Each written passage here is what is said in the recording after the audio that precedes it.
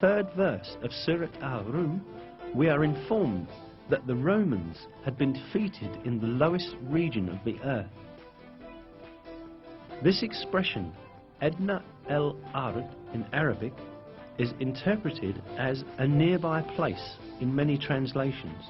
Yet, this is not the literal meaning of the original statement, but rather a figurative interpretation of it. The word Edna in Arabic is derived from the word Deni, which means low, and Ard, which means world.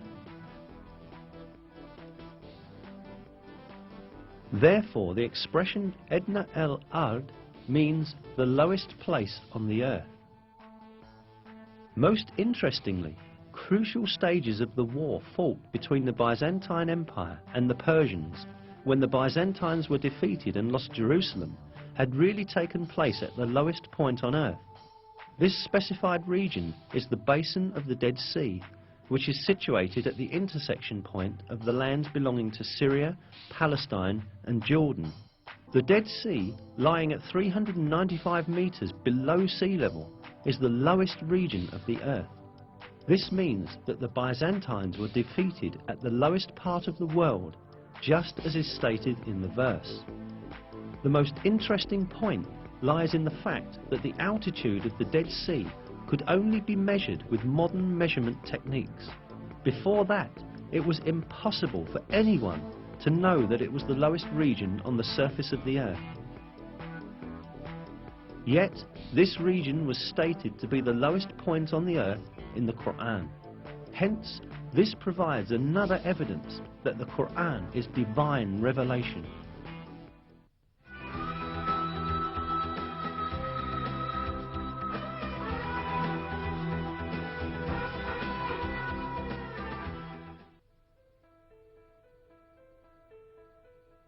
Apart from the miraculous characteristic of the Qur'an, which we have looked into so far, it also has a mathematical miracle. An example of this is the numbers of repetitions of some words in the Qur'an. Some related words are surprisingly repeated the same number of times. Below are such words and the numbers of their repetitions in the Qur'an. The word day is repeated 365 times in singular form, while its plural and dual forms, days, together are repeated 30 times. The number of repetitions of the word moon is 12. The word punishment is repeated 117 times, while the expression forgiveness, which is one of the basic principles of the Qur'an, is repeated exactly twice as many times. The number of times the words world and hereafter are repeated is also the same, 115.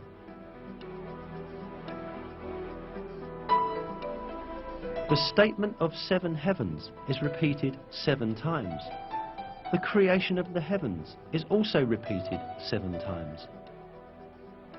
The word faith, iman, without genitive, is repeated 25 times throughout the Qur'an, as is also the word infidelity or covering over the truth, kufr. The word zakah is repeated 32 times, while the number of repetitions of the word blessing is also 32. The expression the truly virtuous is used 6 times, but libertine is used half as much, i.e. 3 times. Human being is used 65 times. The sum of the number of mentions of the stages of man's creation is the same.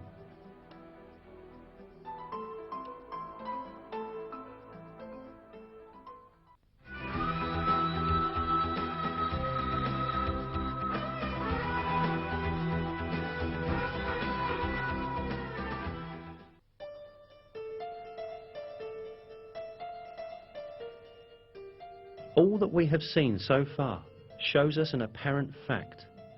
The Qur'an is such a book that all the news related in it has proved to be true, and facts that no one could ever have known at that time were announced in its verses.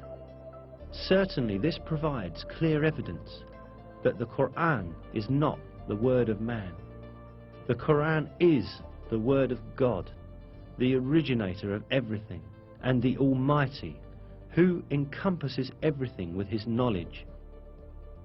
In a verse, God remarks on the Qur'an, if it had been from other than God, they would have found many inconsistencies in it.